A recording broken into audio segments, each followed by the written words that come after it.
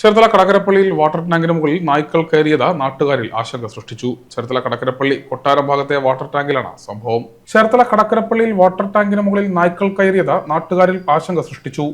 ചേർത്തല കടക്കരപ്പള്ളി കൊട്ടാരം ഭാഗത്താണ് വാട്ടർ അതോറിറ്റിയുടെ കീഴിലുള്ള വാട്ടർ ടാങ്കിന് മുകളിൽ വ്യാഴാഴ്ച രാവിലെയോടെ സമീപവാസികൾ നായ്ക്കളെ കണ്ടത്.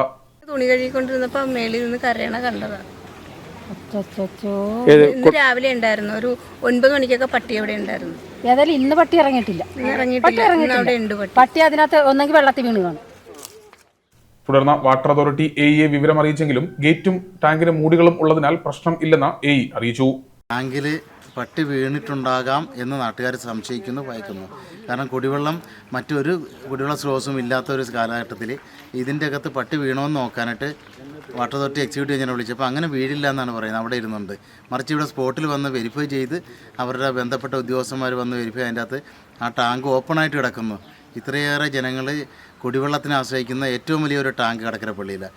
അത് ഇത്രയും കൃത്യ നിർവഹണത്തിൽ പരാജയമായി വാട്ടർ അതോറിറ്റി മാറുന്നു. സർക്കാരിൻ്റെ കെടുകാര്യസ്ഥയുടെ പ്രകട ഉദാഹരണമായിട്ട് ഇതിനെ കാണാൻ സാധിക്കുകയുള്ളൂ. അതിന് അടിയന്തരമായ നടപടി ബന്ധപ്പെട്ട ഡിപ്പാർട്ട്മെൻറ്റിൽ നിന്ന് ഉണ്ടാവുമെന്ന് വിശ്വസിക്കുന്നു. എന്നാൽ തുടർന്നും നായ്ക്കളുടെ ശബ്ദം നിരന്തരം ഉയർന്ന രീതിയിൽ മുകളിൽ നിന്ന് കേട്ടതോടെ നാട്ടുകാർ ആശങ്കയിലായി.